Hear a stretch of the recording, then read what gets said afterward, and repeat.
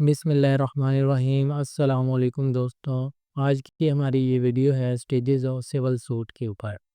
इसके अंदर हम लोग ये देखेंगे कि एक सिविल मुकदमे के अंदर कौन कौन से मराइल होते हैं। तो आइए शुरू करते हैं इस वीडियो को। सबसे पहले हमारे पास पहली स्टेज आती है institution of suit through plaint, यानी कि दावा दायर करना। अब दावा कब दायर किया जाएगा? जब भी किसी शख्स के खिलाफ कोई भी कॉज ऑफ एक्शन अराइज होगा तो वो मुतलका अदालत के अंदर दावा दायर करेगा ताकि उसको उसका हक दिया जाए। अब रेलिवेंट प्रोविजंस जो हैं वो नीचे दे दी गई हैं। उनके अंदर बताया गया है कि जो प्लेंट है उसको किस तरह से लिखा जाएगा और उसके अंदर क्या क्या कंटेंट होगा और क्या क्या कंटेंट होना चाहिए। देन उसके बाद आ जाती है जी issuance of summon notice to defendant. अब होता क्या है कि अदालत हुक्मनामा जारी करती है कि मुद्दा अलैहि को, यानी जिसके खिलाफ दावा दायर किया गया है, उसको समन किया जाए, उसको आगाह किया जाए कि उसके खिलाफ फ़लाँ अदालत में फ़लाँ मुकदमा दायर किया गया है और वो आके अपना जवाब दावा दे। अब यहाँ पे नीचे रेलिवेंट प्रोविजंस दी गई हैं और उनके अंदर बताया गया है कि इशुएंस ऑफ समन नोटिस जो है वो किस किस तरीके से की जाएगी और कब की जाएगी। और अगर समन नोटिस सर्व हुआ लेकिन आगे से मुतलका शख्स को समन नोटिस रिसीव नहीं हुआ या उसने रिसीव नहीं किया, देन क्या होगा? देन उसके बाद अगली स्टेज आ जाती है रिटन स्टेटमेंट बाय डिफेंडेंट। अब जैसे कि हमने पिछली स्टेज में देखा कि उसको समन नोटिस किया जाएगा ताकि वो आके अदालत में अपना जवाब दावा दायर करे।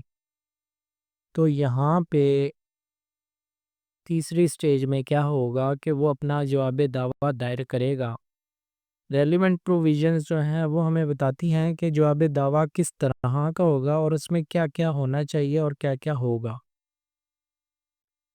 देन जब दावा दायर हो गया, समन नोटिस हो गया, उसके बाद मुद्दा अलैह ने जवाब दावा दायर कर दिया, उसके बाद क्या होगा? फ्रेमिंग ऑफ इश्यूज़ होगा कि इश्यूज़ फ्रेम कर दिए जाएंगे कि मसला क्या है और कानून क्या है। उनकी रेलिवेंट प्रोविजंस जो हैं वो नीचे दे दी गई हैं। आगे देखते हैं एविडेंस स्टेज आ गई कि जब भी कोई शख्स दावा दायर करता है तो बर्डन ऑफ प्रूफ उसके ऊपर होता है जिसने दावा दायर किया। तो वो क्या करता है, वो अपने हक में एविडेंस प्रोड्यूस करता है। वो ओरल भी हो सकते हैं, वो रिटन डॉक्यूमेंट भी हो सकता है। फिर नीचे जो रेलिवेंट प्रोविजंस हैं उसके अंदर बताया गया है कि एविडेंस क्या होगा, किस तरीके से प्रोड्यूस किया जाएगा।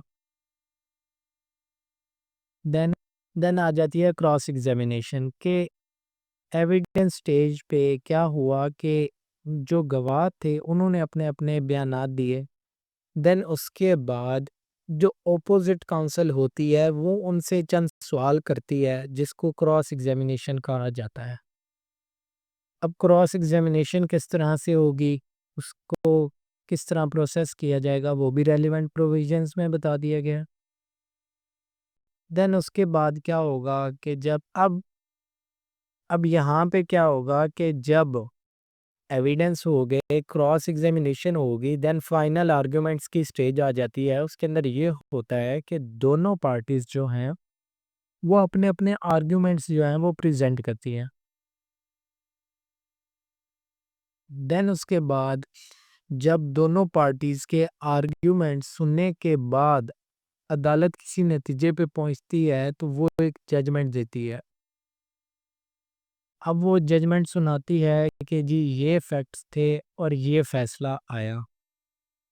उसके बाद डिक्री आती है जिसको हम फॉर्मल ऑर्डर कहते हैं, जो कि जजमेंट के मुताबिक ही होता है।